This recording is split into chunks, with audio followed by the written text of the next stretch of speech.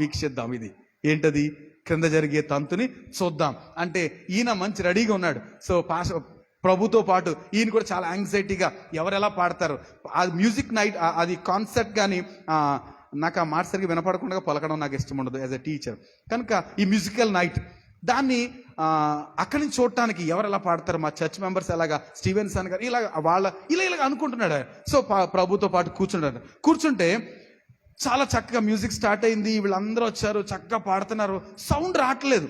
ఈయన church members వచ్చారు, youth, వాళ్ళందరూ ఒక 10 మంది కూర్చొని నిలబడ్డారు. అద్భుతంగా ఈయన బాగా ట్యూన్ చేశారు. ఈయనకే పిచ్చి పాటలు అంటే కనుక బాగా ట్యూన్ చేశారు. అందులో అందరూ ఉన్నారు. సో పాడుతుంటే 1-2 గొంతుకులే పైకి వస్తున్నాయట, మిగతా 10 మంది గొంతుకులు రావట్లేదు. ప్రభు నడుతున్నారు. ప్రభు సౌండ్ సిస్టమ్ సరిగా లేదు, పరలోకంలో సౌండ్ సిస్టమ్ సరిగా లేదు, పాటలు సరిగా రావట్లేదు. సౌండ్ సిస్టమ్ అక్కర్లేదు నాన్న, ఎవరైతే హృదయపూర్వకంగా పాడతారో ఆటోమేటిక్గా పైకి వచ్చేస్తుంది. అదేంటి మరి 2 గొంతుకులు ఏమైనా పడుతున్నాయి అంతే. మరి మిగతా వాళ్ళ అందరికి సంగతి ఏంటి? అక్కడ అందులో పాస్టర్ గారు ఉన్నారు, పాస్టర్ గారు పిల్లలు ఉన్నారు, వాళ్ళు అవి కూడా రావట్లేదేంటి? రావు. వాళ్ళు ఎలా పాడుతున్నారు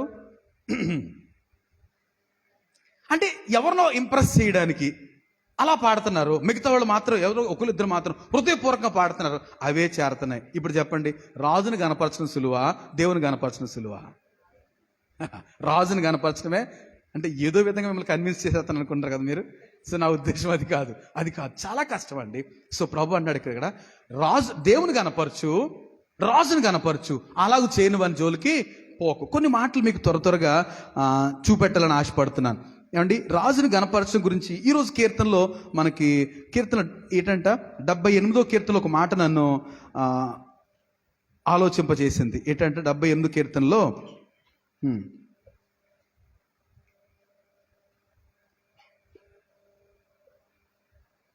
37వ చరణం 37వ వచనం. నోటి మాటతో వారు ఆయనను ముఖస్తుతి చేసిరి, తమ నాలుకలతో ఆయన యొద్ద బొంకిరి. ఏంటంట, మనం ఏం చేస్తామంటే, ఏమంటే మా పాస్ గారు ఇంకో మాట అనేవారు ఎప్పుడు కూడా, సాతానంట చెప్పండి అమ్మా అబద్ధాలు చెప్పండి అని కీర్తన పుస్తకం ఇస్తారట. కీర్తన పుస్తకంలో ఏముంటాయి? అబద్ధాలు ఉంటాయా? అవి మంచి మాటలే, మనం అనుసరించకుండా పాడితే ఏమవుతాయి? అబద్ధాలు అవుతాయి కదండి.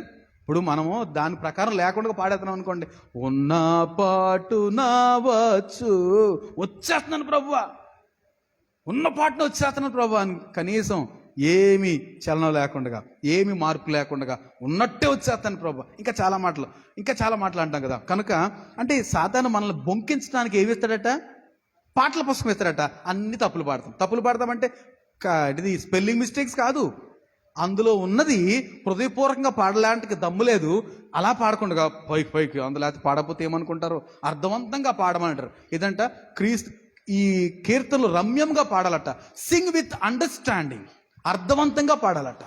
కనుక అర్థవంతంగా పాడలేదనుకోండి, ఏం చేసినట్టు? బొంకినట్టే. ముఖస్థుతి అంటే రాజుగారి దగ్గర ముఖస్థుతి నడిచిపోతుంది. ఎందుకని? రాజుగారి దగ్గర వంగి దండాలు పెడితే సరిపోద్ది, దేవుని దగ్గర కుదురుద్దండి.